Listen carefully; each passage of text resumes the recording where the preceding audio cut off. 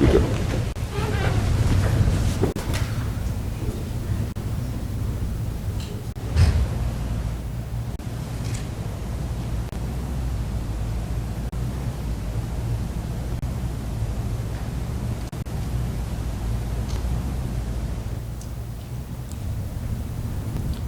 Thank you, Mr. Speaker. Thank you. Thank you.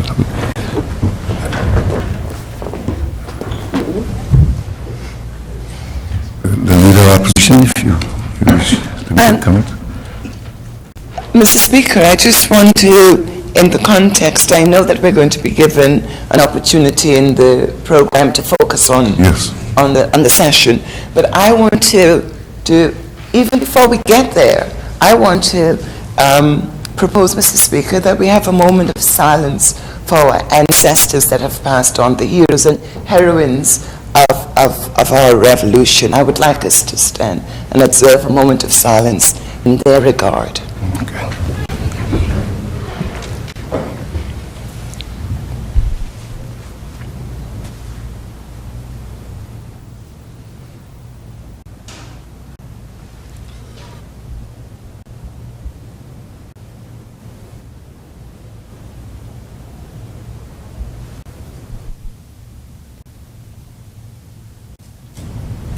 Thank you.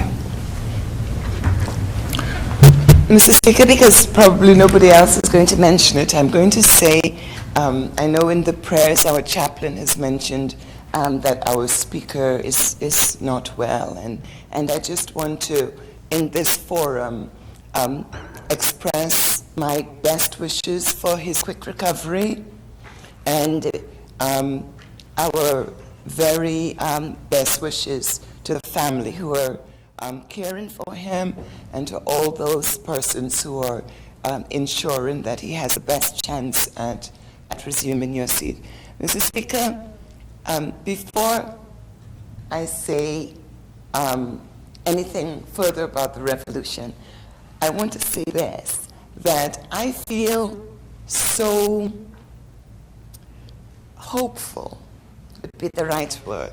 I feel so hopeful about the future because you're sitting in a seat that at this very special time in our history, that your uncle, Atlin Neraldo Harrigan, whose name appears before you, and whom many deem the mother of the Anguilla Revolution, sat in. And he established such an order for good governance. He was so careful about the rules, so conservative in his values, but especially as regards his impartiality and independence, I don't think we've ever secured a practice in that chair as strong as his. And I believe, Mr. Speaker, that this is part of God's plan, that we should, approaching this new age especially, at this very special time, have you sitting in that chair. And I want to acknowledge as well, one of my mentors, one of the great representatives we've had in Anguilla, Mr. Kenneth Harrigan. He's sitting in this sanctuary. And I want to say about him, I want to thank God for his recovery. Thank God for his recovery. Thank God he is here with us today. Thank God that he's already looking through Island Harbor to see, what the progress is and measuring it. He is such an inspirer of good actions, and I want to recognize him. And his very special friend, Mr. Naaman Webster, and cousin, he's sitting with him. I say this is the kind of unity that we can expect, the loyalty, our context with the history.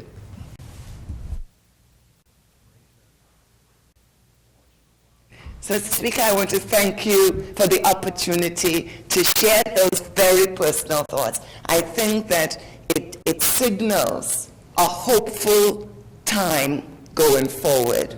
And the sweet spirit that our chaplain referred to, it's in that context that I make these comments. Thank you very much. Thank you, Mr. Speaker. In terms of the order paper, and Ms. Webster will have an opportunity to speak again, unless she has spoken already. All members of this Honorable House will have an opportunity to make a comment for at least 5 minutes in connection with the 50th anniversary of the Angular Revolution. 7 minutes. That was what the Speaker directed. And the things that have transpired over that period to pay homage to persons who would have been mentioned already. So we will have that, Mr. Speaker. But additionally, Mr. Speaker, I would like to deal with 2 items only. The rest of the agenda, and go back until the next meeting, would be the laying of the government accounts on the table, because they're here, and motion 487 and 488, customs exemptions for 2 persons who've been waiting a very, very long time, and they need to get on with their business. One is a business, and the other one is a charitable organization, a cycling association. So we'll just want to deal with those items, Mr. Speaker, if you may. And the honourable member for Island Harbour, the leader of the opposition, suggested 7 minutes. When I said 5 minutes, he always wants to upstage me. I think there was a circular that suggested 7 minutes. Okay, I wasn't aware of the circular. That's very good. All right, so, Mr. Speaker, that's all I have to say at this point. Well, at this time is where the members of the House will have that opportunity to present in terms of what they feel, their views about Angola and this revolution. And no doubt we had a critical point in our history, but each member will have 7 minutes, but I would like to take just 2 or 3 minutes. I'd like to take just 2 or 3 minutes. I think you should have double the time, Mr. Speaker. By taking less, I can give you more. Citizens of Angola, members of the House, greetings. As we commemorate the 50th anniversary of our revolution, let us recognize the measures taken by our patriots in liberating Angola from injustice and neglect. As we celebrate, I'm taking back to that time. I have a vivid recollection of its chronology. Let me remind you, if I may, that as students, there was less than a handful of us in high school who refused to sing the Federation song, Great Trinity of Violence. Perhaps it was an insignificant and unpopular move, but it was bravery in an uncertain time. And I must recognize one of my teachers in the back there who could attest to it, because I did not learn those lyrics. Many of our brave women and men challenged those who suppressed us. It was their political insight and dedication that gave rise to the Angola Revolution of 1967. Indeed, we can celebrate because they placed their freedom on the line. They sacrificed much for the cause and eventually made the case for secession from a dictatorship. But we must come together to move Angola forward. Amid all the noise, we can still get things done for our people. Amid the dampening noise, we still desire the best for our country. Through God's grace and working together, we will continue to thrive. Our principles may be challenged, but they must not be compromised or changed. Over the past years, there has been much perplexing noise, but we should note that it is far better to govern a progressive and productive country than to rule over its ruins. We have to set the cornerstones that create a model for success within our country. It was Reverend Jesse Jackson who said, and I quote, "At the end of the day, we must go forward with hope and not backward by fear and division." And there remains tremendous promise and anticipation in our country if we put our heads and our hands together. So as we commemorate the 50th anniversary of the Angola Revolution, let us consider how we got here. Let us move forward in unity. We owe this to all those who sacrificed for our cause. Their gratefulness to this nation must never be marginalized. We salute them and thank them. God bless Angola. I would probably raise a suggestion that the Chief Minister And the Leader of Opposition will go first with the contribution. Mr. Yes, Speaker, sir. I will have an opportunity to speak to this issue on a number of occasions coming up. So I yield to any of my members who would want to make some comments, as well as the Leader of the Opposition and the second nominated member who are sure would want to participate in this as well. Thank you, member from District 4.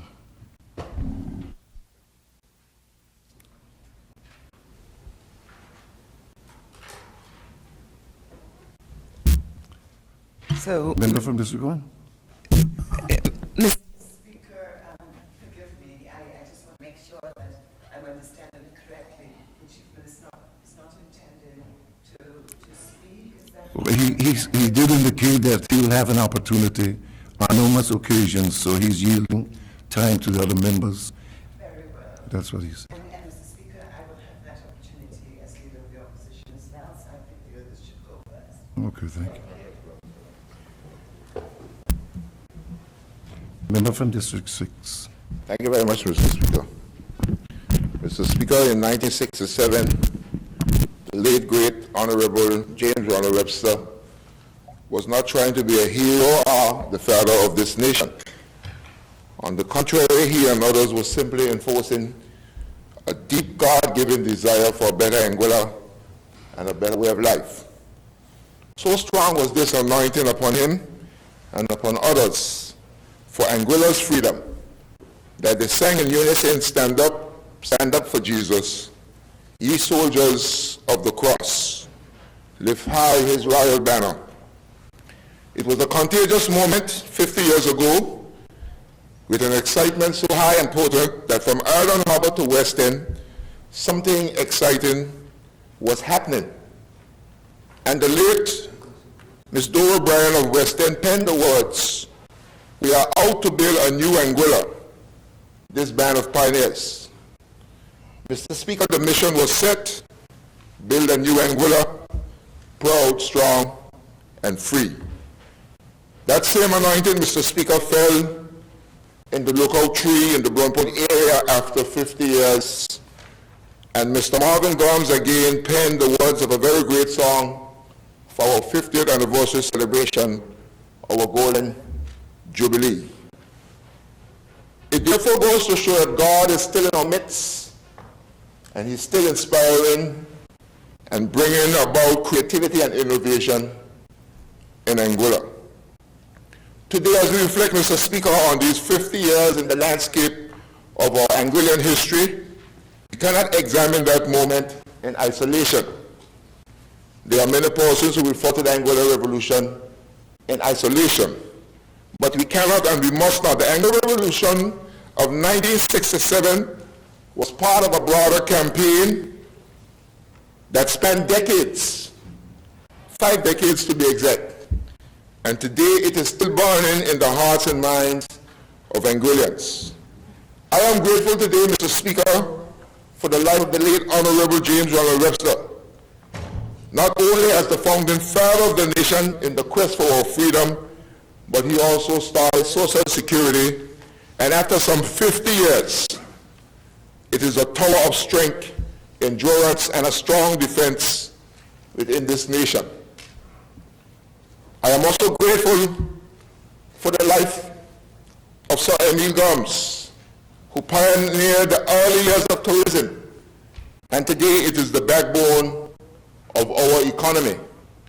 Mr. Speaker, I'm also grateful that the Honorable Heber Hughes, with his tenacity and positive discrimination for the Anguillian, clawed back Anglic, and today is herald for educating the Anguillian to always stand up for his rights. I am grateful that the Honorable Osmond Fleming, with his foresight, forged ahead with the airport expansion project, and today we have private jets coming directly to our shores. I am grateful today that God has seen it fit that no other person but the Honorable Victor Banks is the Chief Minister in Anguilla for the 50th anniversary celebrations. I've often considered it could have been otherwise. And God Almighty has declared to me that he did not bring Victor Banks to power for the 50th anniversary with 4 seats, or 3 joining with 1. He gave him 6 seats, a heavy mandate. That is to say that even today, if I wanted to do something about Mr. Banks being the chief minister for the 50th anniversary celebration of Anguilla, Mr. Curtis Love would be rendered powerless because God ordained it and it is established. And we therefore must learn to accept those things that God has ordained. But I want to thank the Honorable Victor Banks, who's the Chief Minister of Anguilla, who with much determination was able to reclaim 10 acres of land for the people of Anguilla in the Cove, unify the Kabjaluka project once again, and is once again on the verge of making advancements for the nation's tourism flagship to prosper. To God be the glory. Today I want to honor those, I must honor those who struggle to walk so that we could run. It is up to us now, Mr. Speaker, we have an obligation to run. Not to sit and complain, but we have an obligation to run so that our children and grandchildren can sow. I know in this hour in Angola, there are those among us who are going through excruciating pain financially, personally, emotionally, and psychologically. I know in this hour, Mr. Speaker, there are those also who want us to believe we have nothing for which to celebrate after 50 years. I want to remind Anguillan today, Mr. Speaker, of a few things. One, and most profound, Anguilla on the surface has nothing to offer. Anguilla on the surface has absolutely nothing to offer. No oil, no forestry, nothing to offer on the surface, it seems, in Anguilla. Yet there has always been an unforeseen power at work on our behalf. Real power, Mr. Speaker, transforming power. Even in the days of slavery, that power worked here in Angola long before slavery was abolished. Drought.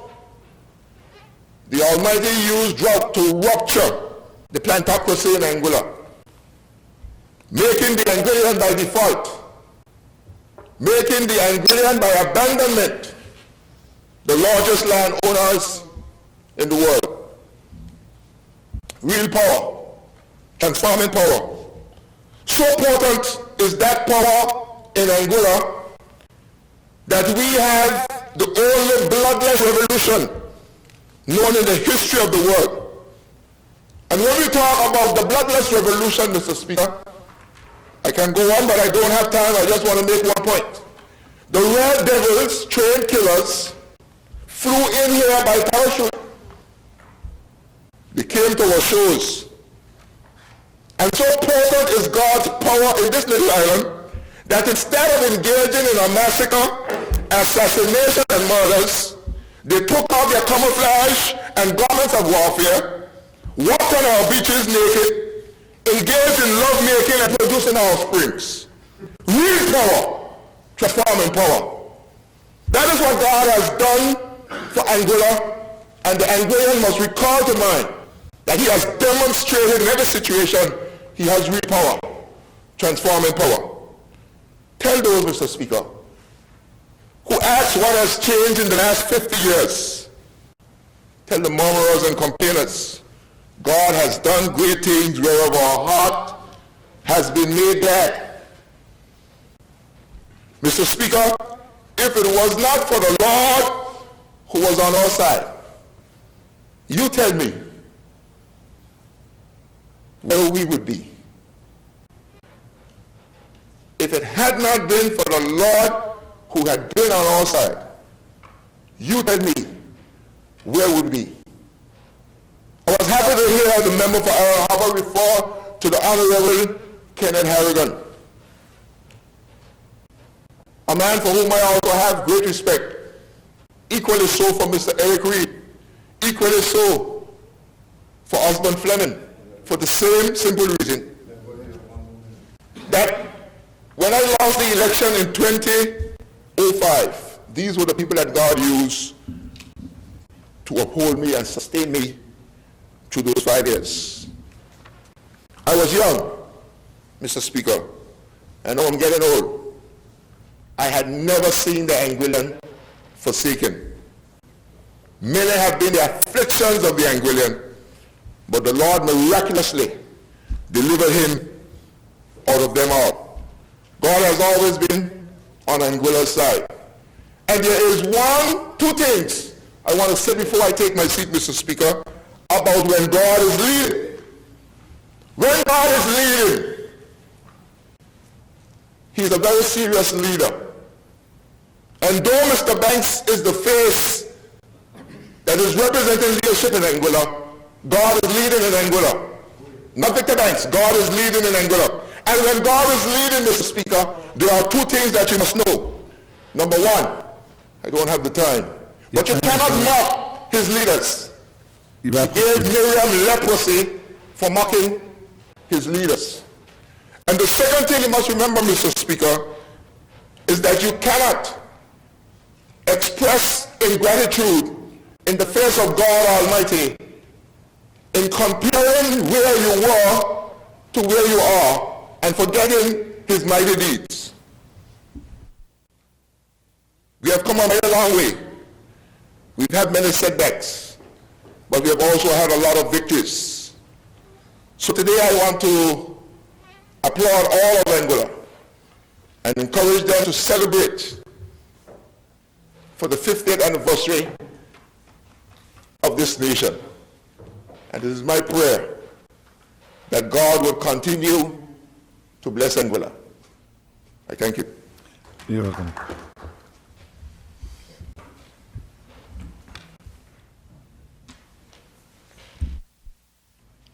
Any more comments?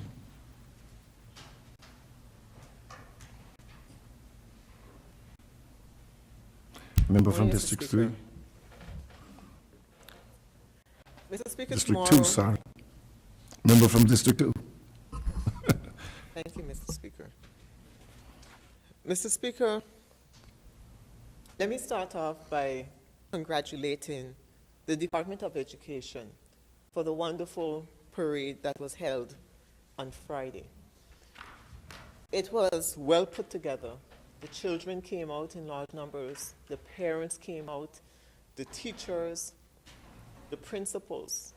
And I must say, Mr. Speaker, that it was a job well done. What you could see was the excitement of the children, the interest that they had, the love for Anguilla, the recognition that 50 years, reaching our jubilee since the Anguilla Revolution, was indeed and is indeed an important and historical event. And Mr. Speaker, what I saw above all on Friday was that no matter what part of the divide, no matter what spectrum you stand on, at the end of the day, everyone came together. The children were there, the parents were there, the teachers were there, and it showed that no matter what political side you stand on, what your views are in terms of how the country is running, how you feel about certain people and certain events, at the end of the day, it is something that we have to recognize that 50 years is indeed important for us here in Anguilla. And so I have to say to the Department of Education and the staff at the Department of Education, all the teachers and the parents and the principals, a job well done. And the excitement isn't just the school children, Mr. Speaker, but everywhere you go across the island, you see the Anguilla colors being proudly displayed. You see them on homes. You see them at every roundabout. Every community has gotten together and has chosen to display the colors of Anguilla, the recognition of 50 years of celebration since the Anguilla Revolution in their own communities and in their own way. And every roundabout you go to, you have to slow down and look at what's in the roundabout because it's interesting, the ideas and the creativity that each community has identified and has come up with. And so, Mr. Speaker, again, it shows that as an island, as a people, we recognize the importance, the historical occasion that we are now embarking on. And I'm happy to say that I'm proud of our people, Mr. Speaker. There is a large, beautiful sign at the entrance of the Ron Webster Park when you're driving on the Queen Elizabeth Highway, and it says, quote, "Empower our people, build our nation," end quote. And I think it's a powerful message, Mr. Speaker. Empower our people, build our nation. And it highlights the fact that, notwithstanding the fact that we're at 50 years, notwithstanding the fact that no matter what we think about the economy and what is happening in the country at this point in time, the key is that we must always, in everything that we do, seek as much as possible to empower our own people. We must seek to build our nation.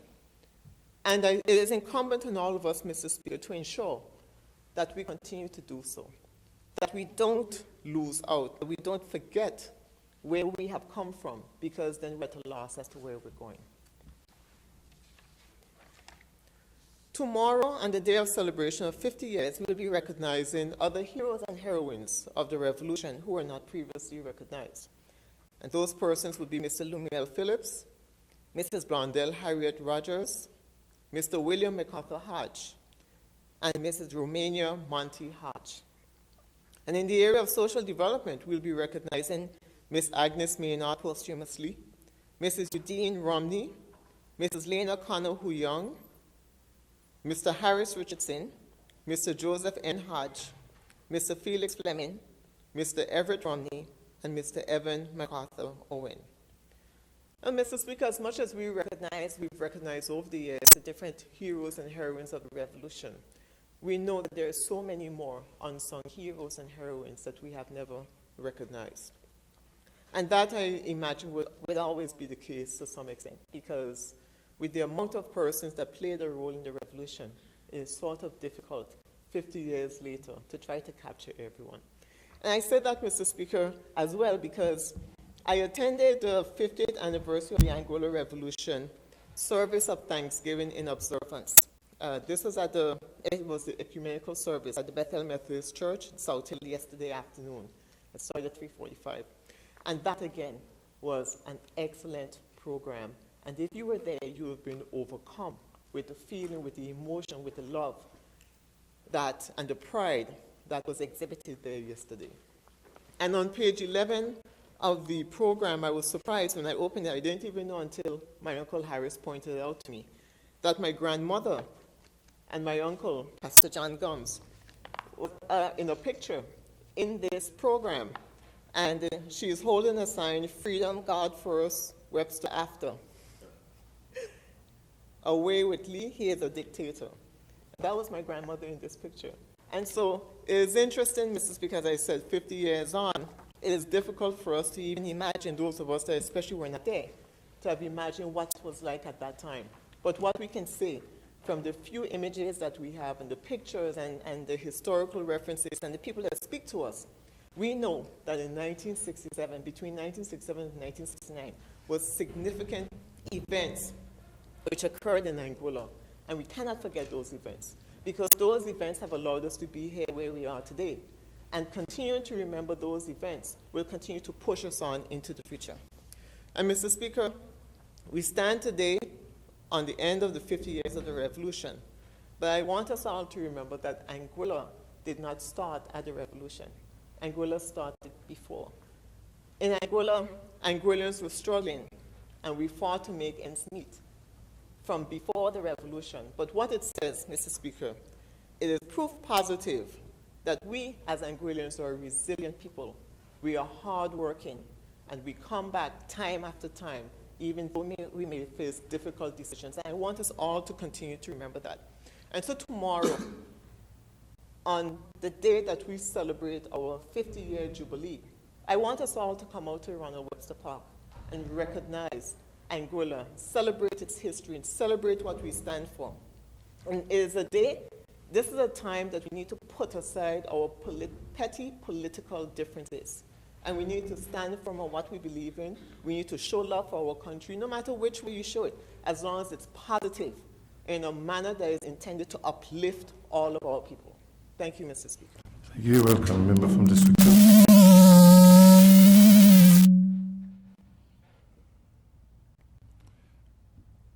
Member from Road North.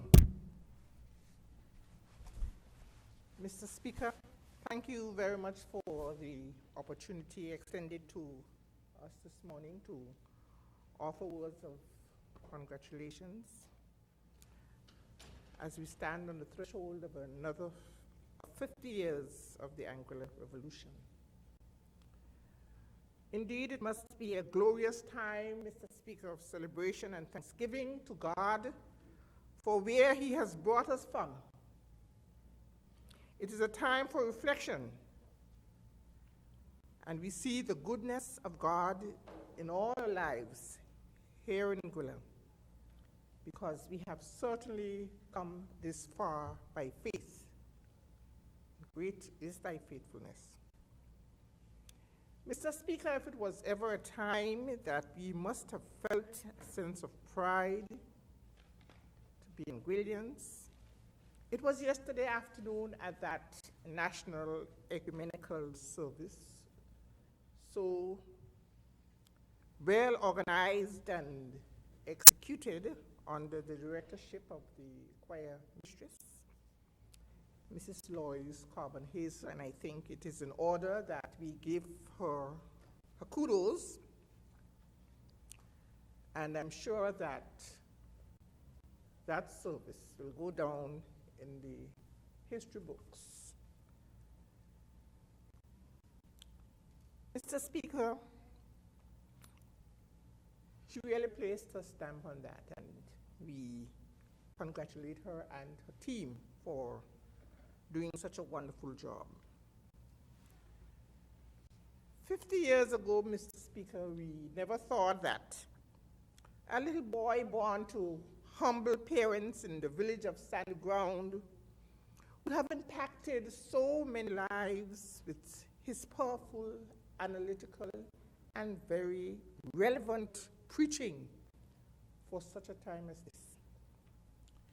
And I speak of no one else, Mr. Speaker, but Reverend Lindsay Richardson for his powerful and well-balanced message. Yes, we know it was a little long, but it was a good message, a balanced message, despite the fact, Mr. Speaker, that there are critics who dismissed it as being utter rubbish. We all were there yesterday. Mr. Speaker, I was just a young, curious schoolgirl at the time of the revolution. And I too gathered firewood and old tires for the bonfires at nighttime to keep away would-be attackers. Not only Mary did that, but I did it as well. It was like a pastime for us as teenagers. This became necessary because of the obvious neglect that we as a people suffered under the hands of the St. Kitts administration. When they enjoyed a relatively good standard of living, Mr. Speaker, we were left in poverty, unpaved roads, no running water. I recall heading water from the road well, from Sandy Ground. In the morning time, we get up, Mr. Speaker. Sometimes our nostrils were black with the soot from the lamp. And we really survived on the remittances from family and friends who traveled overseas to eke out a better way of life. And Mr. Speaker, the tables turned somewhat in that we too have had persons over the last number of years coming to our island to eke out a better way of life. And we know that Anguillians traveled all over. But Mr. Speaker, we have come a very, very long way. There is still much farther to go, and we all recognize that. But that should not in any way preclude us from being grateful to God for the blessings that he has really bestowed upon us, so that today we too can enjoy a better standard of living. Mr. Speaker, in my humble opinion, it would appear that there seemed to be such a greed for power and authority that some of our aspiring politicians have lost their rational thinking. Because how can anyone say that we have nothing to celebrate? How can anyone in their right minds, Mr. Speaker, say that we have nothing to celebrate? And I stand here in this honorable house, Mr. Speaker, and say they are ungrateful. There are persons, Mr. Speaker, who saw a niche for opportunity and prosperity and who came to Anguilla, transplanted to Anguilla, and was able to make a better way of life for themselves and their families. And imagine, when things were not as good with them where they came from, they came to Anguilla and was able to make a better way of life.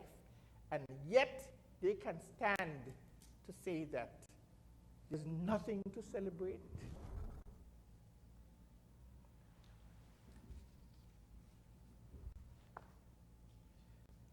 It would seem to me, Mr. Speaker, that as using the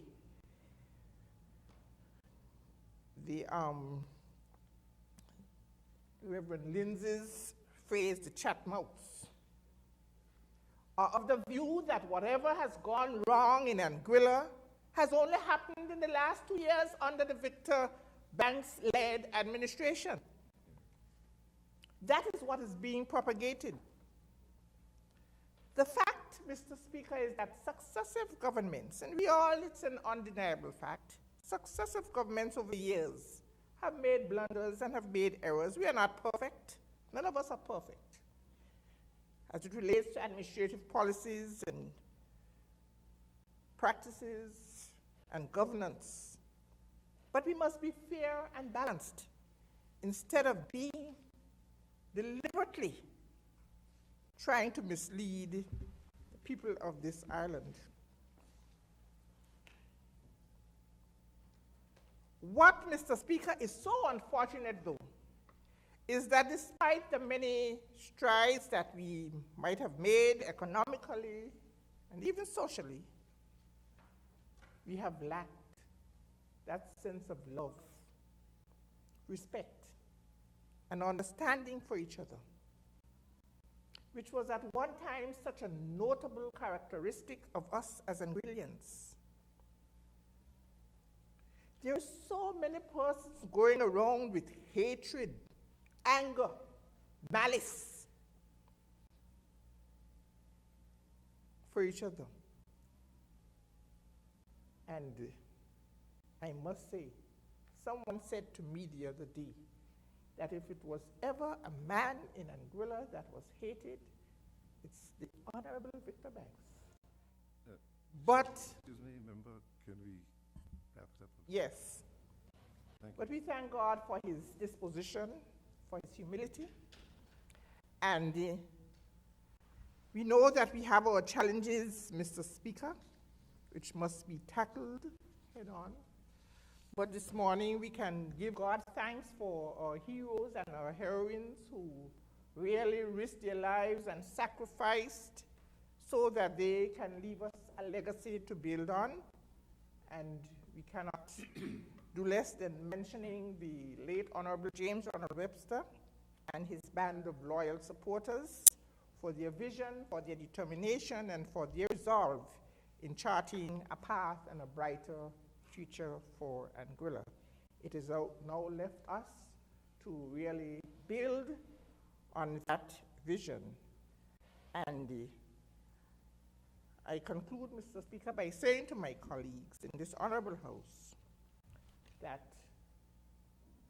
we must continue to seek God's guidance, his wisdom, and his strength in all that we do, because the task before us indeed is a very difficult and formidable one. And like Moses, all we need to do is to go forward in his strength. There's a time and a season for everything, Mr. Speaker. And Anguillians, irrespective of the political persuasions, this is a time for all of us to unite and celebrate, because it is Anguilla Day, forgetting and putting politics aside, even though some of us cannot do that. And I pray this morning, Mr. Speaker, that Anguillians will continue to look to God, who has been and continues to be our help and our strength. Congratulations to all, and a happy Anguilla Day. Thank you, member from Road North. Member from District 7 is recognized. Thank you, Mr. Speaker. Mr. Speaker, as I stand here, I say thank you to the many people in District 7 in West End, not just for supporting me in the last general election, but as a youngster growing up, or as a kid growing up, I know Mr. Reed hates me saying, the Honorable Mr. Reed hates me saying kid. As a child growing up in West End, they had a positive impact on my life. And I know one of the big questions, or the biggest debate in recent times is, are we better off today than we were back then? It's all relative, Mr. Speaker, if you ask me. I think if you look at material things, we're far better off. If we look at where we are as a people, we're certainly not better off. There was a time when we, as a people, worked together. We had to support each other because it was the only way of survival. And in recent times, we've become so independent that we tend to almost compete with our brothers and sisters. And in fact, with such a small island as ours, a small economy as ours, it sets up for total destruction. Mr. Speaker, I want to give great credit to the representatives from my district. John Hodge, many people call him Waddy. The Honorable Albert Belter Hughes, who represented District 7 for the best part of over 27 years. He's someone that was very close to me. And a lot of what I do today has been inspired by what he did, not just in government, but as a person. To also the Honorable Walcott Richardson, who represented the District 7 at a previous general election. Mr. Speaker, there are a number of heroes and heroines from our district in District 7. One stands out. Not many people outside of West End or Long Bay would know Ezra Richardson Sr., but he was the one who built a church and played a major role in our society. He was the one who predicted that West End would be the town of Anguilla. And back in the early 60s, anyone who thought that, you might have thought they were a little bit off the rocker. But, Mr. Speaker, that was said even when there were many others outside of the district were saying that West End was behind God's back. In 2017, and God has turned around, Mr. Speaker. God has turned his, and I'm saying he's turned his back on the rest of Anguilla, but God has recognized what District 7 is doing for the rest of Anguilla and what Ezra Richardson Sr., his words have come to pass. The sermon yesterday by the Reverend Lindsay Richardson, Mr. Speaker, it touched me because much of what he said is what I truly believed. I think quite often we tend to repeat what someone says because it might sound good. In fact, that happens quite a lot here in Anguilla. A number of people will make statements. It is not what they believe. They're repeating what somebody else has said. But there are many things that he mentioned yesterday, last evening, that I think that all Anguillans should pay some attention to. When you look at the failures, there's successes and failures. In fact, you learn quite a lot from your failures, Mr. Speaker. If you win all the time, you don't know what it's like to be humble. You don't know what it's like to work a bit harder in order to achieve. There are simple things. In fact, yesterday, as I usually do on a Sunday after church, I'd go to my aunt's house. She's someone, Mr. Speaker, that I love dearly. She was that surrogate mother that I knew before I knew my own mother. And she still is a mother to me today. But we're talking about some of the terminologies that we use. We talk about a dumpling where you had a stick, we eat it on a stick. Those white flour dumplings, we don't eat those these days. Are we better off? Well, some do, needless. But also a terminology, a stick of fire. If you ask most of our youngsters today, what's the terminology of stick of fire? What does that mean? Literally, it meant, Mr. Speaker, there were sometimes you didn't have matches, but if your neighbor was cooking and they were cooking outside, you would go to them for a stick of fire. So when you go for the stick of fire, you were going to stand there and chat for the rest of the afternoon. You had to take that home because your grandmother, your aunt, was waiting to light the fire. But simple things like that. And today, of course, whether it's electric or gas, we don't use that anymore, Mr. Speaker, or most of us don't. One of the things that I've heard a number of times is that when we talk about independence, they say that governments in Angola, and they say, majority of the people in Angola are saying governments are not doing anything to prepare our people for independence. Mr. Speaker, independence means that you can look after yourself. You look after yourself. The minute a minister of finance decides to put on a single tax, it could be $1, everybody's complaining about it. Mr. Speaker, in every nation that's independent, they have to pay their taxes. But we crucify our ministers of finance. If you ever decide to tax somebody for $1 in order to pay their own way. We go back to 1967, and Mr. Speaker, I was there, a bit older than the Reverend Lindsay Richardson. I was 6 years old then, so I know a bit more than him. But what I will tell you, Mr. Speaker, and 2 years later, when the paratroopers turned up, it was almost a godsend to Angola. But 50 years later, or 48 years later, we're still saying the British is doing nothing for us. Why are we talking about independence when we are looking for somebody else to do it for us?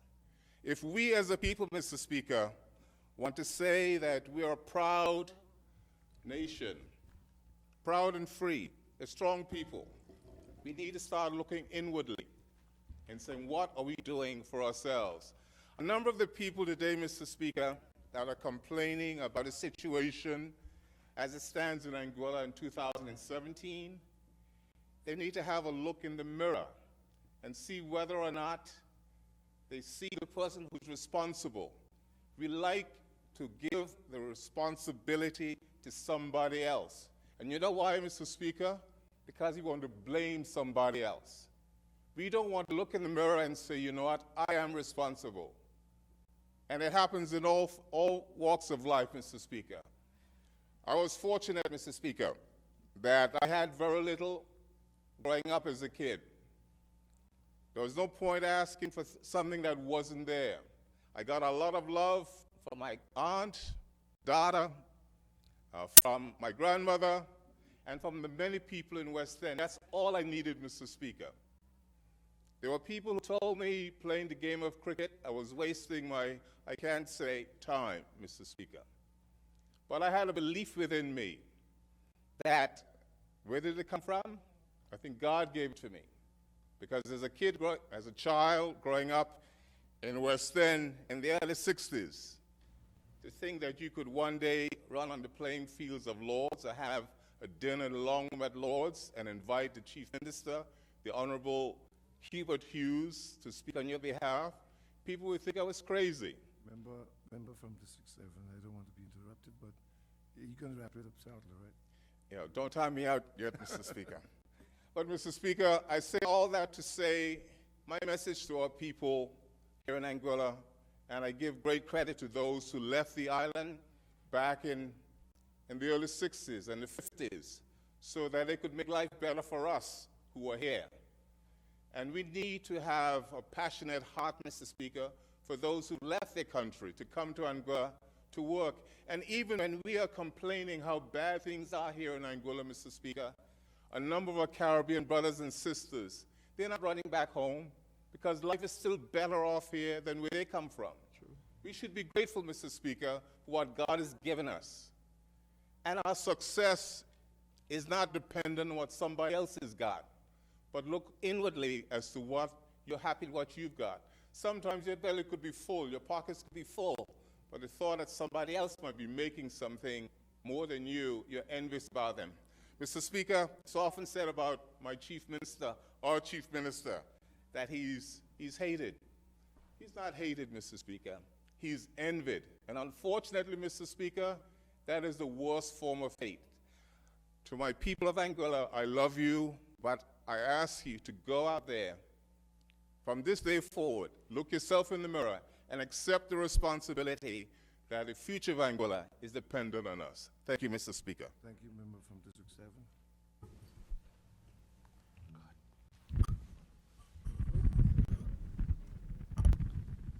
Mr. Speaker, I'll get right into the speech this morning.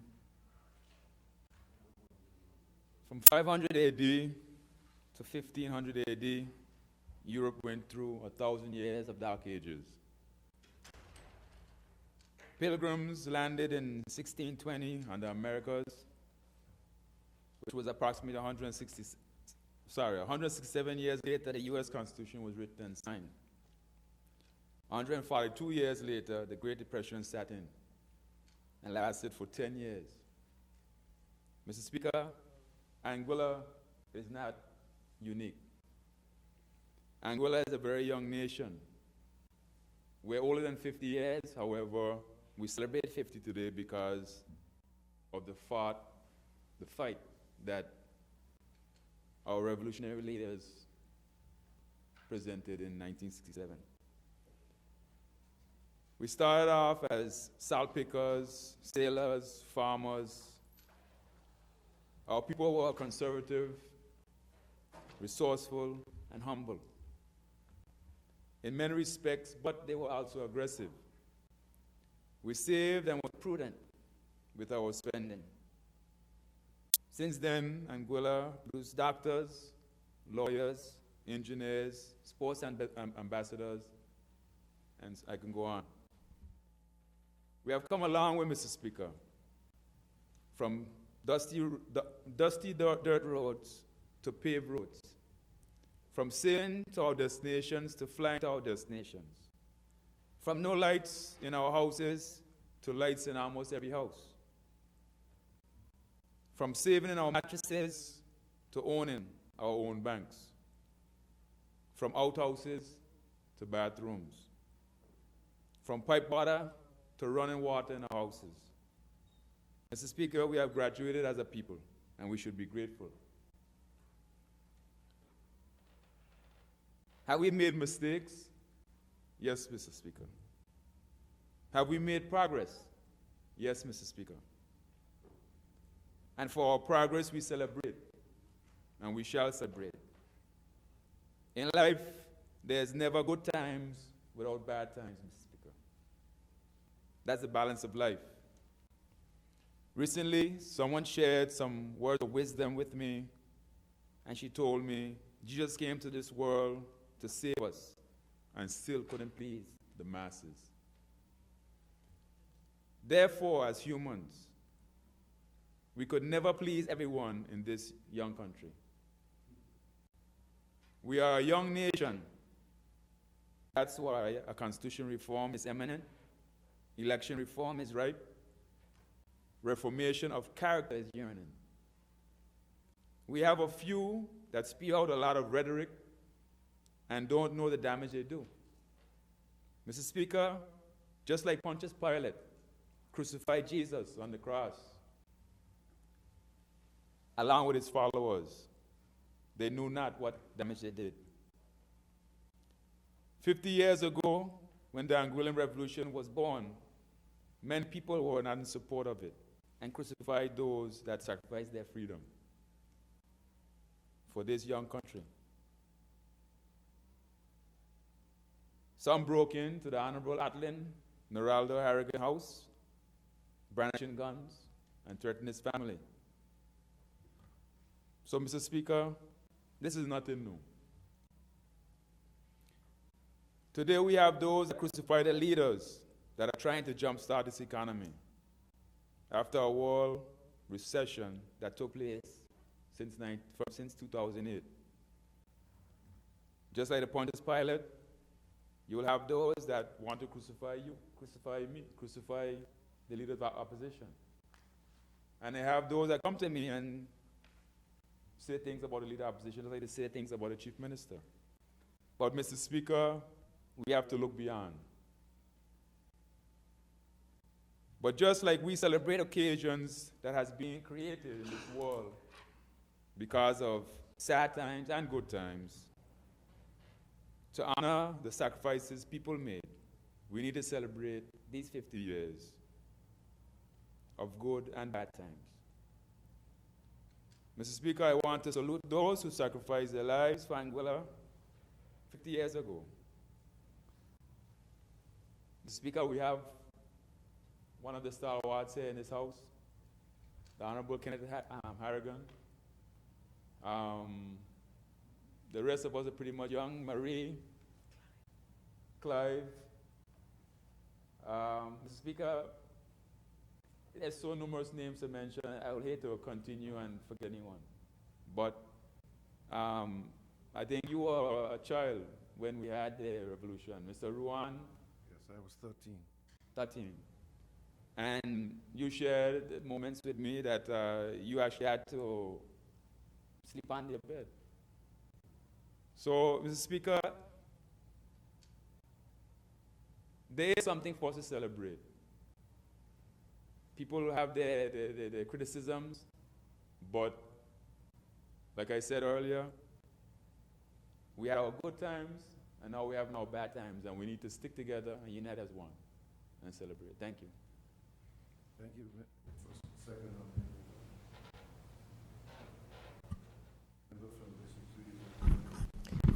Thank you very much, Mr. Speaker. Mr. Speaker, let me begin by thanking all of those. For the most part, many of them have gone. I want to thank them posthumously and to thank those who are still with us for the sacrifices that they would have made during the 1967 revolution, before, during, and after the revolution. Mr. Speaker, there are many different versions of the Anguilla Revolution. I am sure that the leader, the Honorable James Ronald Webster, would have his version. I am sure that the late Atlin Harrigan would have his version. Not that there are not similarities between some of the versions. I am sure that the Honorable Kenneth Harrigan will have his version. Bob Rogers, the late Austin Rogers, the late Collins Hodge, Sir Emil Gums, Camille Connor, Winston, I mean, it goes on and on. They'll have their versions of it. So I want to thank all of them, those who've gone before and those who are still here with us. Mr. Speaker, I am hoping that one day in this honorable House, we'll be able to have the technology that would be required, because I would cut and paste from the message at the ecumenical service yesterday from the Reverend Lindsay Richardson. It speaks for itself Mr. Speaker. And Mr. Speaker, he said that God chooses people who believe they must and not who believe they can. And I believe that the Honorable James Ronald Webster, the women who were involved, the Honorable Kenneth Harrigan, the late Atlin, they thought and they did what they had to do. Not if we can do it. They went out there and did it. And I think that word must, Mr. Speaker, is a testament to the tenacity and the commitment of the Anguillians of that day. Mr. Speaker, Mahatma Gandhi also said, we must become the change we want to see. Again, must. Not that we can, but we must. And Mr. Speaker, the first nominated member mentioned, second nominated member mentioned a number of the things, positive things. I could very well remember, Mr. Speaker, a very good friend of mine, one of the first Anguillians to go off and study electrical engineering. And we thought he was crazy. We thought he was crazy, Mr. Speaker, because as youngsters, we didn't envisage what Anguilla is today. Electrical engineers, electricians, they are absolutely not only critical, but they are essential for our way of life today. Just to go back and make a comparison between it, Mr. Speaker. Mr. Speaker, when I was growing up, when you talk about medicine, two names I can remember, Dr. Cuthbert Lake and Dr. Franklin Lloyd. Maybe they were more Anguillians, but those were the two names that I remembered. Today, Mr. Speaker, we have graduated the first Anguillian who started medical school on our soil. Within 50 years. And we are not better off, Mr. Speaker, than we were then. Mr. Speaker, when I look at my own version of the 50 years, born, bred, and grew up in Shoal Bay East, the transformation, Mr. Speaker, not from a dirt road, Mr. Speaker, but from a bush track with two donkeys to what it is today is truly remarkable. And Mr. Speaker, I have to thank my old man, because as the representative for District 7 mentioned, we too were called Shoal Bay Bush Goats. And he had the vision, because he said to me, one day, son, it mightn't be in my lifetime, but you will live long enough to see the value of Shoal Bay. So I'm saying all of that, Mr. Speaker, to say that the Anguillians of that day, they were visionaries, Mr. Speaker. Visionaries, Mr. Speaker. They may not, and they didn't go to universities and have PhDs and so on and so forth, but they laid the foundation that we today are benefiting from. And really and truly, it is disheartening to know that you still have some Anguillians who are saying that we are worse off now than we were 50 years ago. Mr. Speaker, all is not well, and we still have a very long way to go. But we have to thank God, Mr. Speaker, for the strides that we have made thus far.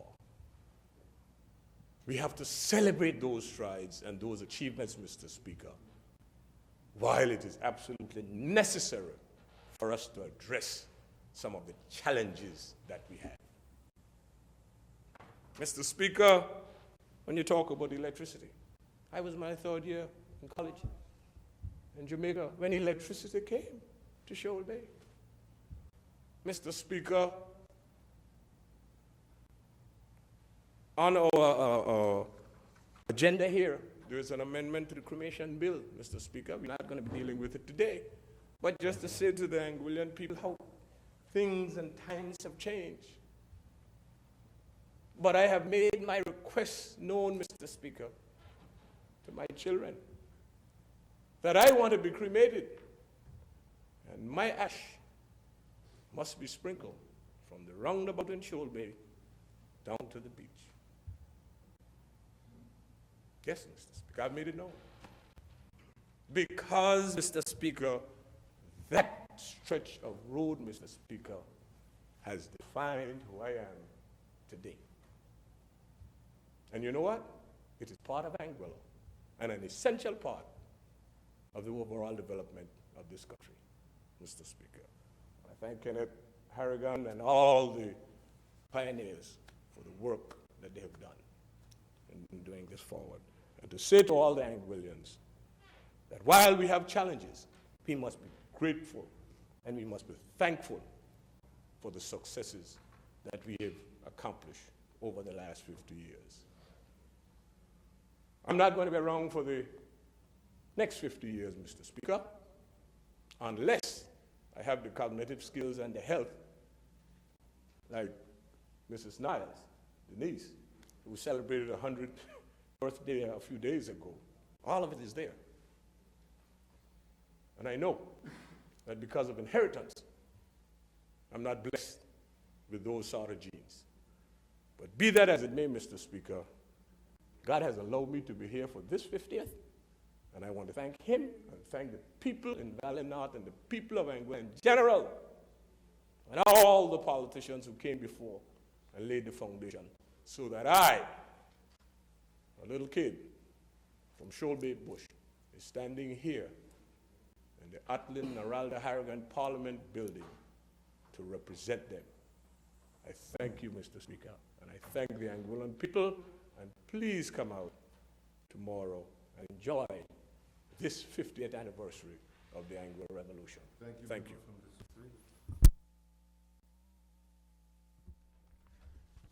Thank you, Mr. Speaker.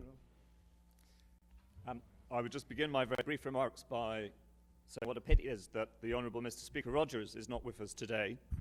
I wish him a speedy recovery, and I wish him well, and we look forward to him coming back soon to this House. Mr. Speaker, obviously this week is a week for Anguillian voices, not British voices, but I very much hope, after being here for almost a year, that people increasingly will see me as the Attorney General for all people in Anguilla, and not a British voice in Anguilla. I was not born, Mr. Speaker, in 1967. In fact, my parents were not married until 1969, so I have no direct experience of the revolution 50 years ago. My experiences come from those I've spoken to and what I've read. And when I reflect back on the last 9 months of being Attorney General on this beautiful island, there is one experience that speaks to me about the revolution more than anything else. And that was in December last year, after the Honourable James Ronald Webster had passed away. I went with the Chief Minister and the other ministers and members of this House to visit his widow, Mrs. Webster, at her house in Seafeathers. It was a short meeting, but she was, as you would imagine, consumed with grief.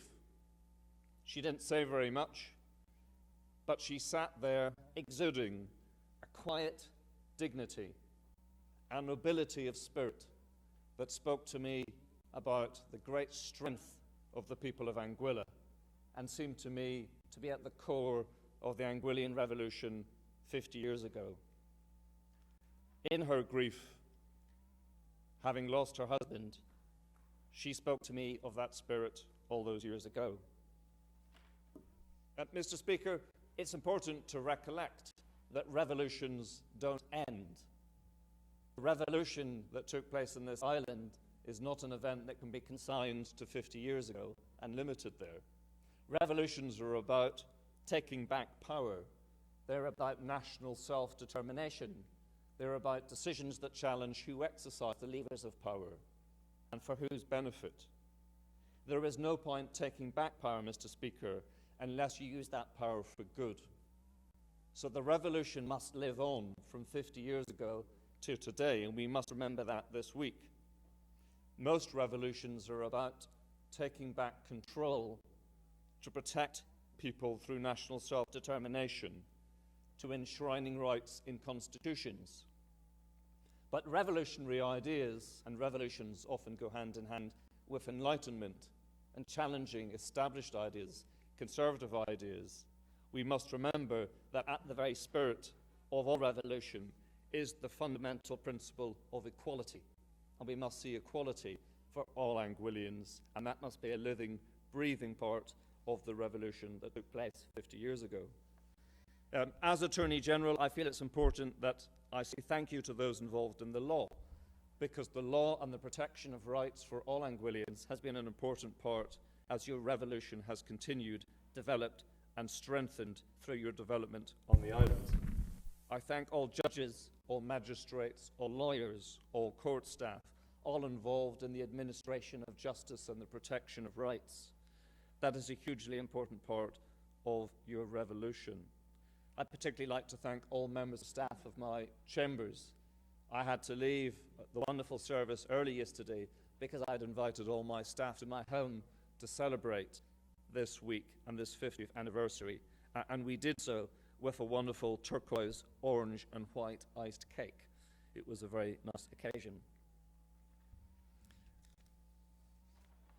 Mr. Speaker, there is a wonderful obituary of the Honourable James Ronald Webster on the New York Times website. It is an insightful and moving piece which speaks of his important role, and I urge everybody to look it up and read it. Importantly, it says that Mr. Webster is reported to have said when the British invaded, "We shall resist with prayer." He had faith in the Lord, and it was the heart of his revolution, his Christian faith. And all of us who were at the ecumenical service yesterday, to see the spirit of those flags waving, would see that the Lord was with us, and our faith, our Christian faith, remains at the heart of that revolution. I look forward to the week ahead. I intend to commemorate and to celebrate. I'm particularly looking forward to getting out onto the water on Wednesday, and I hope all Anguillians celebrate this important anniversary with the confidence and pride that they deserve to enjoy it with. Thank you very much, Mr. Speaker. Thank you, sir.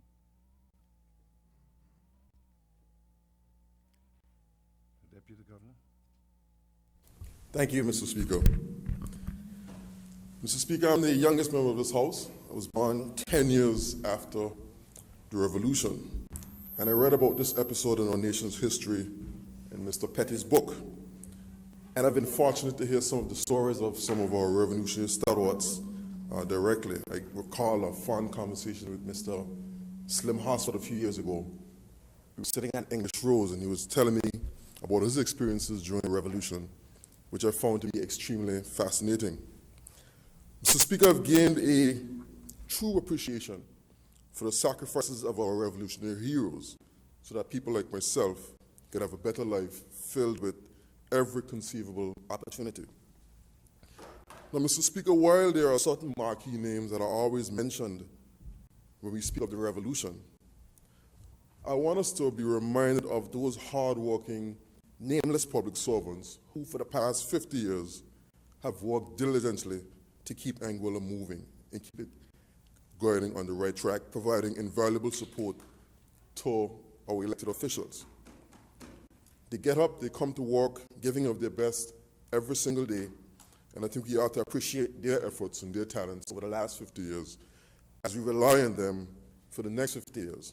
So, Mr. Speaker, I'd just like for us to applaud all those hard-working public servants, then and now. Mr. Speaker, as we celebrate 50 years since the Revolution, I wish to add my voice to the chorus of thank yous to all those heroes, past and present. We owe them a tremendous debt of gratitude. Mr. Speaker, on behalf of my family, I'd like to wish you and your family, and indeed all of my colleagues in the House of Assembly, and everybody in Anguilla, a happy and safe Anguilla Day. Thank you, Mr. Speaker.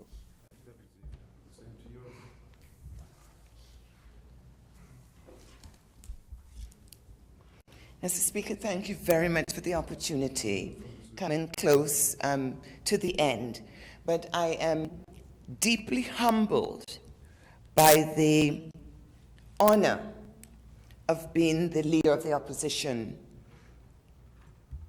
at this 50th year since the Anguilla Revolution, the first female leader of the opposition. And I'm deeply honored and privileged to be the member for District 1, the first member from District 1, following in the wake of the great works and effort of Kenneth Harrigan, the Honorable Kenneth Harrigan.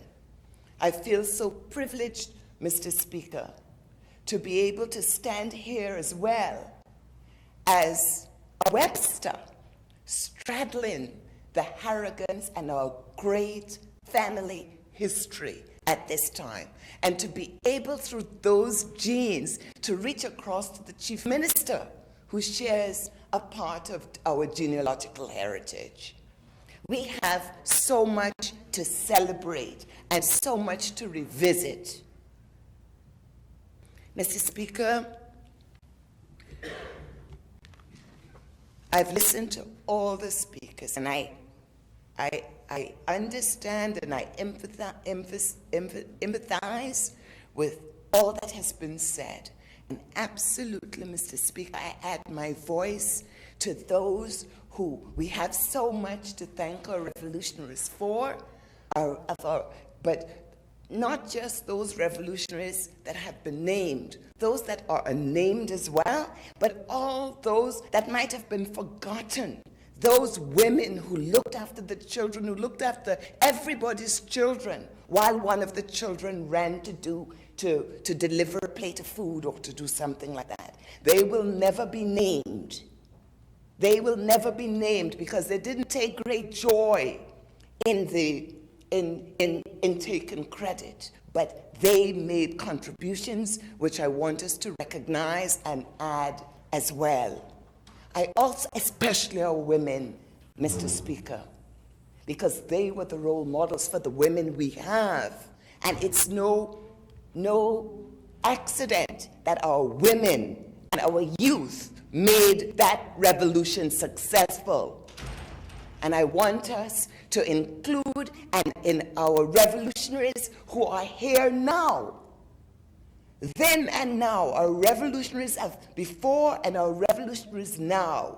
Because as the learned Attorney General so aptly pointed out, that is what a revolution encompasses. It encompasses making a life better for all. And it is that deep passion that Reverend Lindsay spoke about, the must. And it's in our midst. Mr. Speaker, yes, today the struggle is very real in Anguilla. And that is why, Mr. Speaker, you may wonder why I have lent my voice to protest against the mismanagement of our economy, and particularly our financial sector. And you may say, Mr. Speaker, and I understand as well, those people say, why today? Because I understand and I feel like them. I would love to have the opportunity to celebrate the success of our accomplishments on one day. But, Mr. Speaker, for the people that are suffering, for the people who lost a loved one last night, there is no scope for celebration in their feelings. And, Mr. Speaker, when we think of unity and harmony, we must embrace those persons as well. That would be in the spirit of the revolution. Mr. Speaker, I know you're going to watch the time quickly, and I want to take... Member, yes. Not to take you off your track, it was my understanding from the beginning when the Chief Minister said that he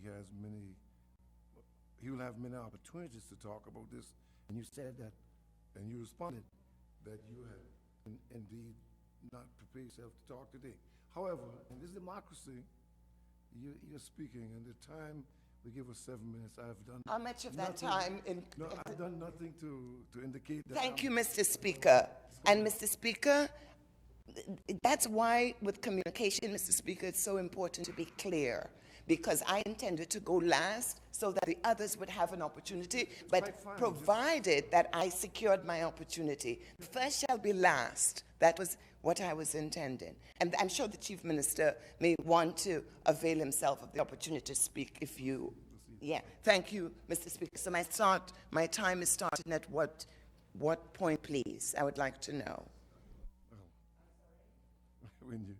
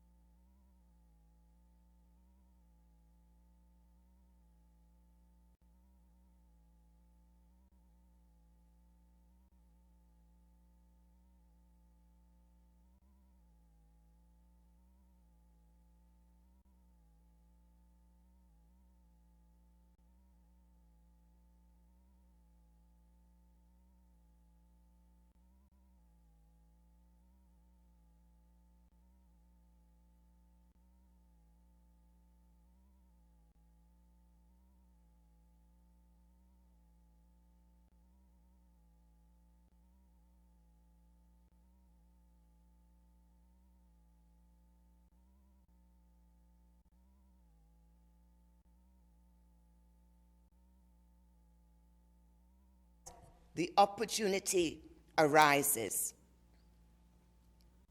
You know that this generation should be proud of their heritage. They are indeed privileged to be participants in this period of Anguilla's history. We should accept this privilege and resolve to be equal to its responsibilities. Many changes have occurred since 1967. And of course, change does not always mean growth. Neither does movement necessarily mean progress.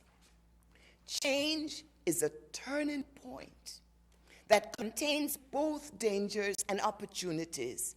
It is for us, organizers of change, to select leaders that have the capabilities and skills to represent us, avoiding and identifying the pitfalls of life, to seize the hidden opportunities that will ensure long-lasting security for the people politically, economically, socially, and culturally.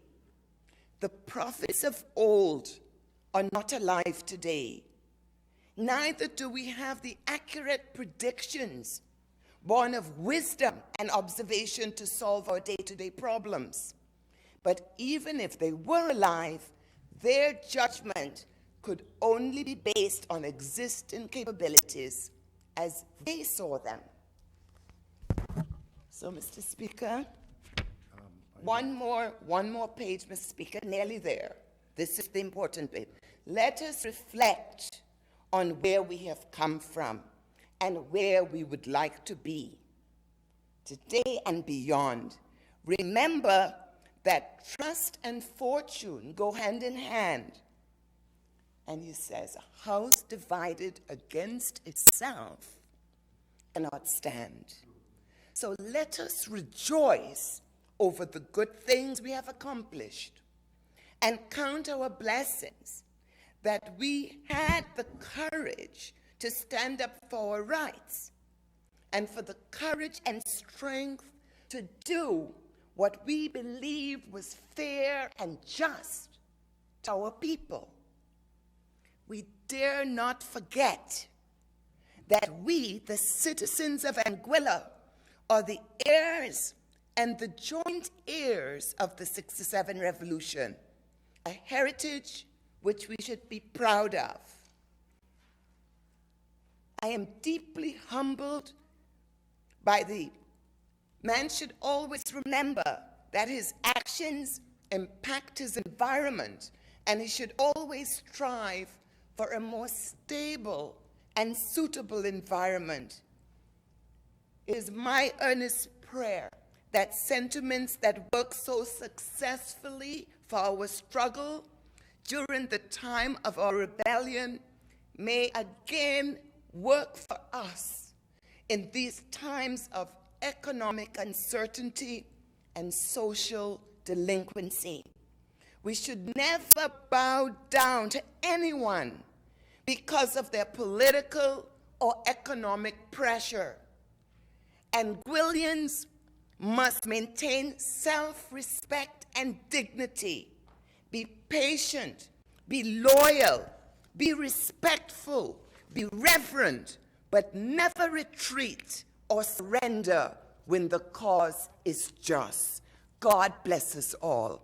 That was the final message before his passing to the people of Anguilla.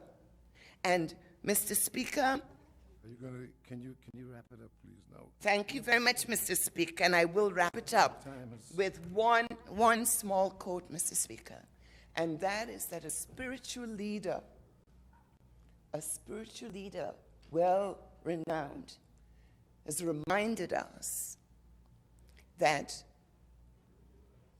leaders who dwell in the past or focus exclusively on the present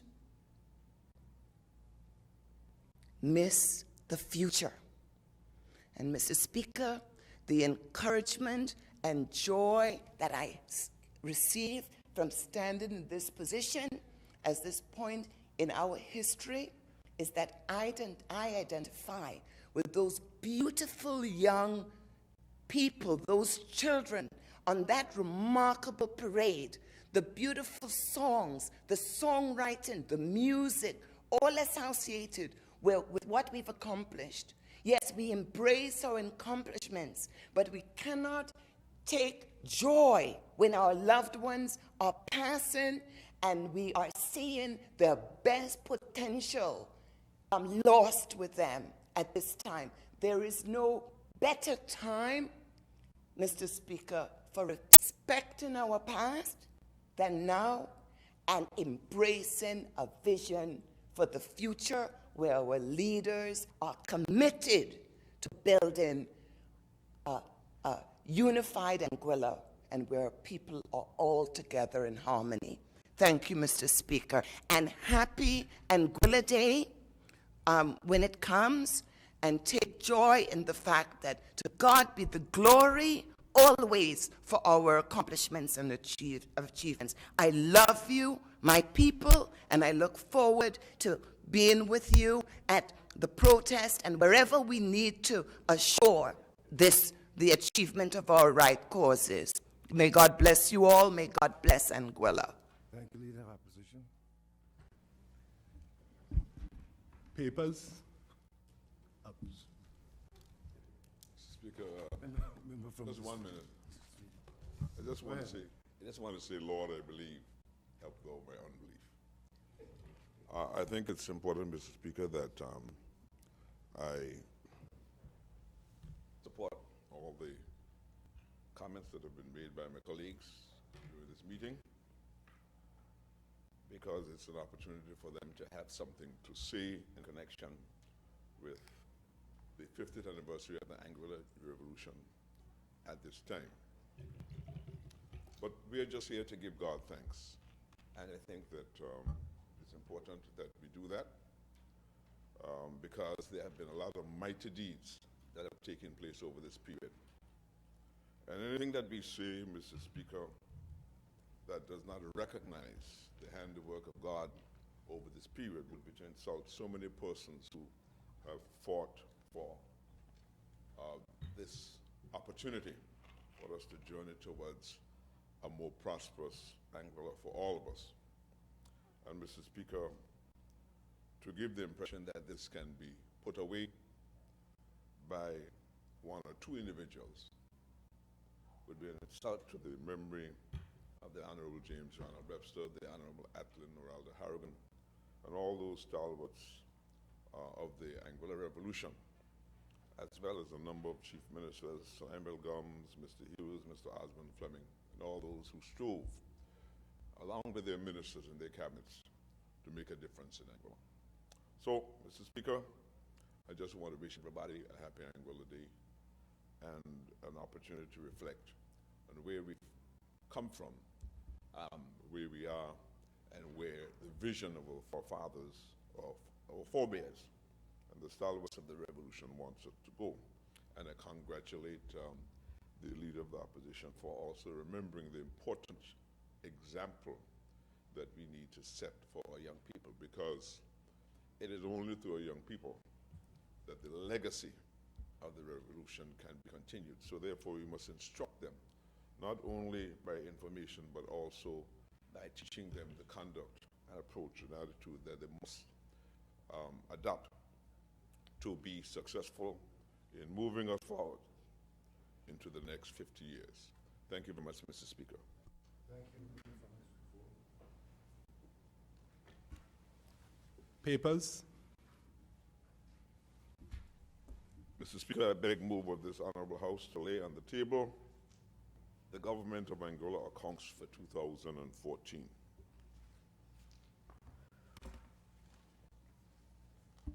Reports from committees? None.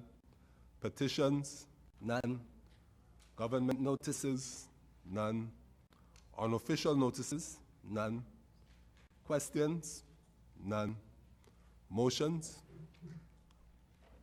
At this moment, No, 5. I'm sorry. 5.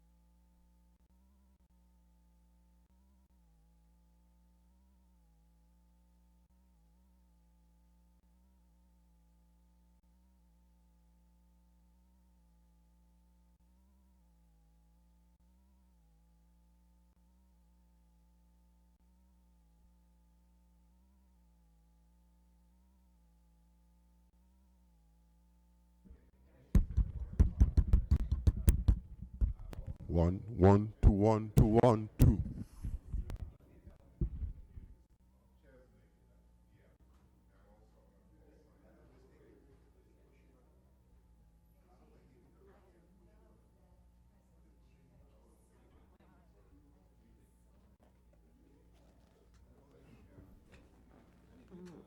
Go ahead.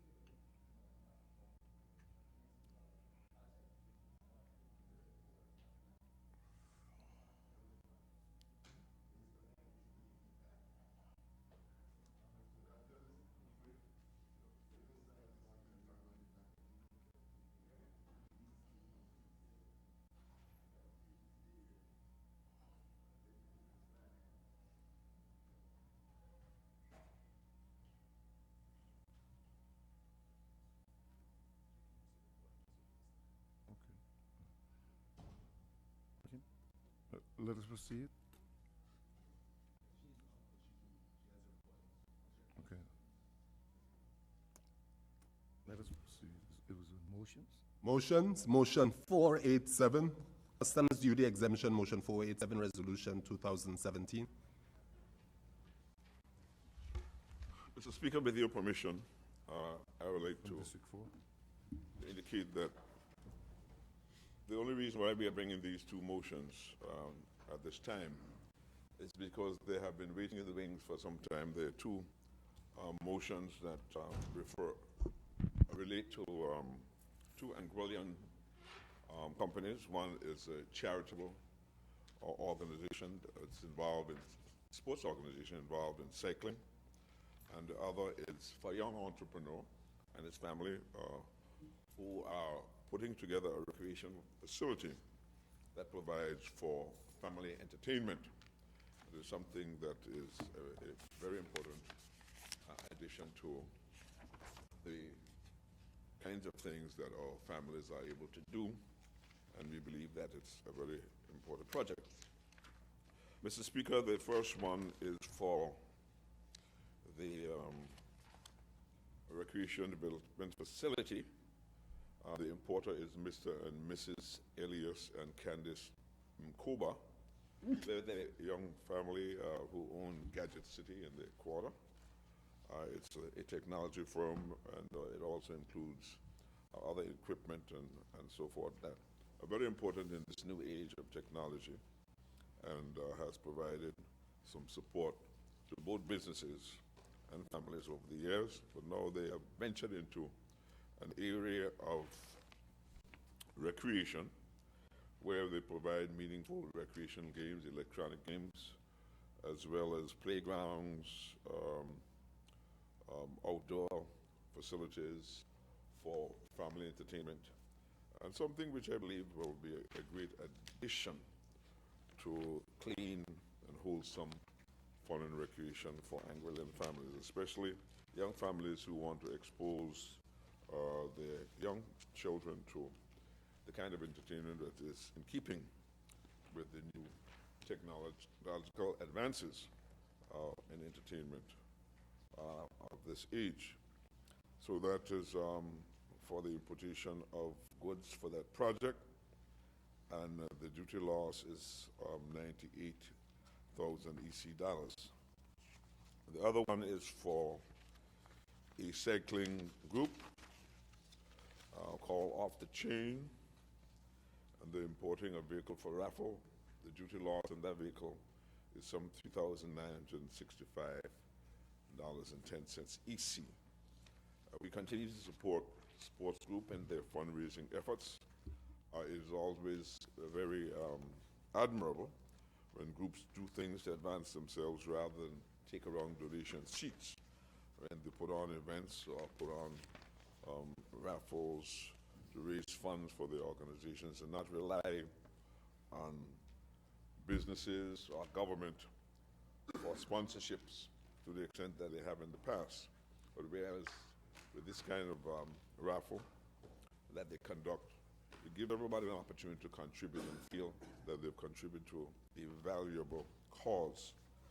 Mr. Speaker, as is keeping with the bringing these matters to the House of Assembly, I will have to read the motion paper, and this motion paper applies to the rules under which the grant of duty-free exemptions are governed, enshrined in the law under the Customs Act, and it reads, be it resolved that under the powers contained in Section 77(1) of the Customs Act, the House of Assembly exempts from duty the goods imported into Anguilla specified in the schedule. The following conditions apply in respect of all goods exempted from duty by virtue of this resolution. The goods shall not, within 5 years of the date of importation, be sold, exchanged, given away, or applied to any use other than the use specified in the schedule. B, on the expiry of 6 months from the date of importation, and each successive 6-month period within the 5-year period after the date of importation, the importer shall certify to the Controller of Customs in a form acceptable to the Controller of Customs that he has complied with the conditions set out in paragraph A.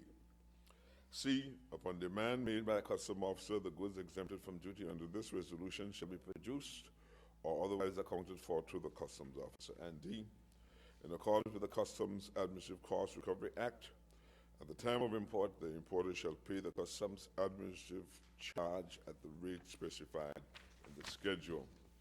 2, in accordance with Section 71 of the Customs Act, the following apply in the event that the condition referred to in Section 1 of this resolution is contravened or not complied with. A, if any of the goods exempted from duty under this resolution are sold, exchanged, given away, or applied to any use other than the use specified in the schedule within 5 years of the date of importation, 1, Roman numeral 1, the importer shall pay the duty on the value of such goods at the rate of duty specified in the Integrated Customs Act at the date of importation.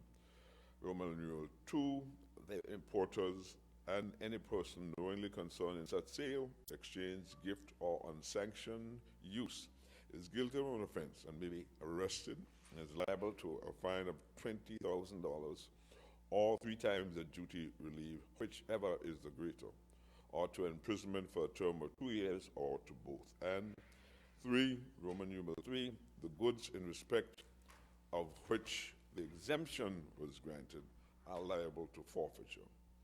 And B, if the importer fails to certify that he has not sold, exchanged, given away, or applied the goods to any use other than the use specified in the schedule, Roman numeral 1, the importer shall produce or account for the goods exempted from duty under this resolution to the Controller of Customs. Roman numeral 2, any goods not produced or accounted for will be deemed to have been sold, exchanged, or given away, or applied to some use other than the use specified in the schedule. And paragraph A1 applied. And Roman numeral 3, if any goods not produced or accounted for are subsequently found, they are liable to forfeiture.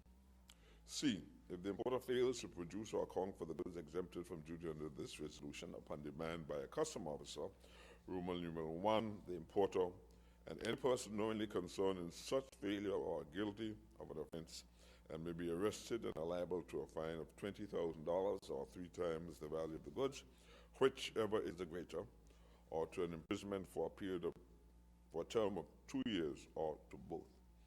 And Roman numeral 2, if any of the goods not produced or accounted for are subsequently found, they are liable to forfeiture. D, if the importer fails to pay the customs administrative charge at the rate specified in the schedule at the expiry of 30 days from the date of delivery of a demand for payment made by the customs officer or such longer period as may be designated by the Controller of Customs. 1, the importer shall pay the duty and the value of such goods at the rate of duty specified in the integrated customs tariff for the date of importation. 2, the importer and any person knowingly concerned in such failure are guilty of an offense and may be arrested and are liable to a fine of $20,000 or 3 times the value of the goods, whichever is the greater, or to an imprisonment for a period of 2 years or to both. And 3, the goods exempted from duty under this resolution are liable to forfeiture. Mr. Speaker, that is the motion.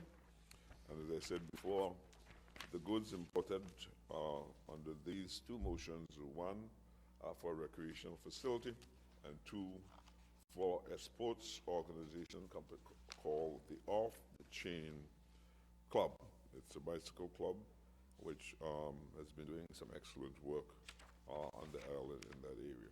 So thank you very much, Mr. Speaker, and I commend these 2 motions to this Honorable House for its support. Thank you, member from District 4. Is there a seconder? Second that, Mr. Speaker. Thank you, member from District 3. I now invite debate on these motions. On motion 487.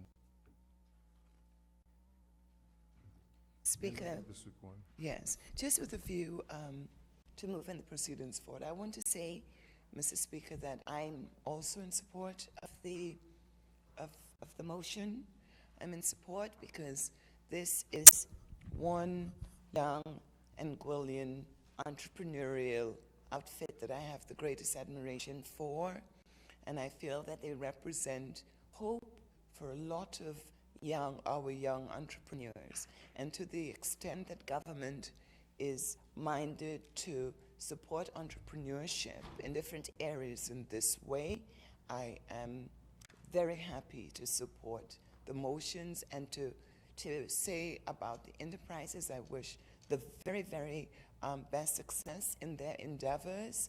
And I know that, and I hope that it will be a way to stimulate and excite small business going forward, but especially in areas that's going to impact how our young people engage themselves. There's a lot of opportunity for other areas of endeavor, and I hope that the government will absolutely extend itself in other ways to assure that, say, for young people who are racing on the roads and riding their dirt bikes in really unsafe environments, no fault of theirs. I think it's incumbent on any progressive government to plan in a proactive way for our children to pursue their interests in a responsible and in a creative way. So I'm hoping that this dispensation, this exemption of duty in relation to family-related enterprises will be one of several that will allow our young people to indulge in their interests, but families too, and particularly parents, to feel that we're doing something to recognize and acknowledge the need of our young people to be engaged in creative ways and in safe and responsible ways. Thank you, Mr. Speaker. Thank you, member from District 1. Any further debate?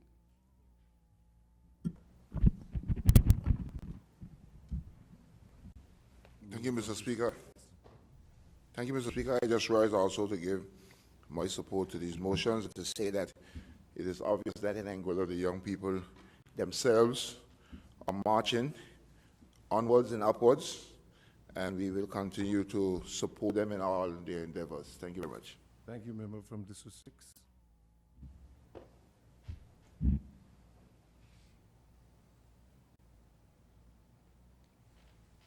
If there's no further debate, I don't know if the mover wants to respond.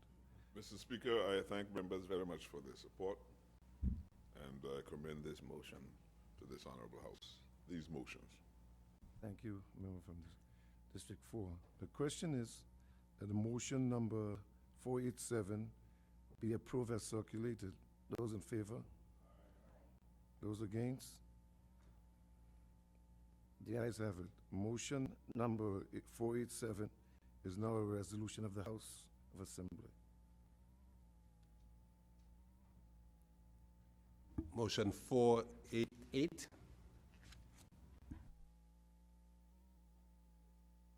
Do we have a seconder for 488? Second it, Mr. Speaker. Member from District 3. I now invite debate on this motion, on motion 488.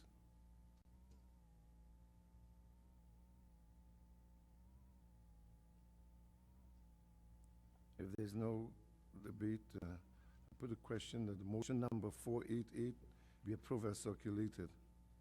Those in favor? Those against? The ayes have it. Motion number 488 is now a resolution of the House of Assembly. Adjournment. Mr. Speaker, I beg to move that this House now stands adjourned, signed here. The House is now adjourned, signed there. Oh.